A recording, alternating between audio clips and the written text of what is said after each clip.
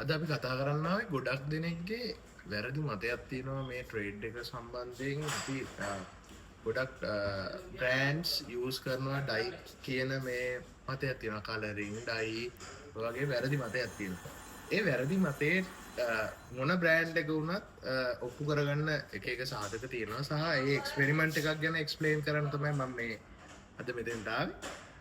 මම මේ අරන් තියෙනවා ඇල් වතුර දෙකක්. ඇල් වතුර මුල්ලු ටැප් එකකින් ගන්න ඇල් වතුර දෙකක් සහ මේ බ්‍රෑන්ඩ් එකක් මොකක් හරි සහ ෆුඩ් කලරින් එකක්. මම දැන් අද පෙන්නන්න යන්නේ මේ කියන බ්‍රෑන්ඩ්ස් ඔය කියන විදිහට කලරින් දාන්න පුළුවන් මේ බ්‍රෑන්ඩ් වලට කියන ඒ වැරදි මතේ නැති කරන්න තමයි අද හදන්නේ. ඔයගොල්ලෝගේ ඉස්සරහම කඩෙන් ගත්ත කට්ටයක් කැපුවා.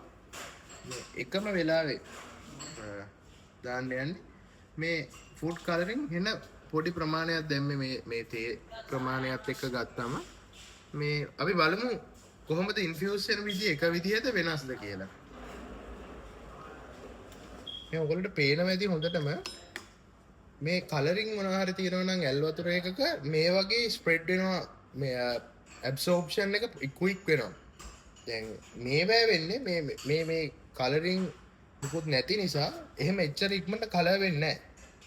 මේ සාමාන්‍යයෙන් තේ මණ්ඩියක් ඇදෙන්න ටිකක් වෙලා විනාඩි 2ක් 3ක් 4ක් බූ කරගන්න ඕනේ ටයිම් එක යනවා මේකේ කලර් එකක් පොප් අප් වෙන.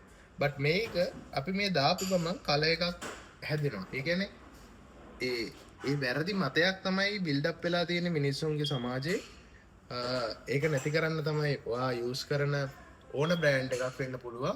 ඒ ඕන බ්‍රෑන්ඩ් එකකට යූස් කරලා බලන්න මේ ඇල් වතුර මෙතඩ් එක. ඇල් වතුර දාලා තේ හැන්දකින් එකක් දාලා බලන්න ඔයාලගේ කප් එක මේ කොහොමද තියෙන්නේ කියලා.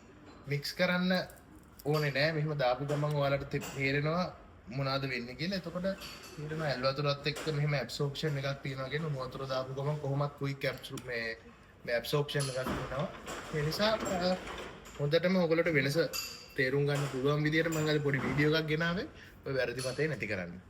අපි ඊළඟ වීඩියෝ එකකින් හම්බෙමු.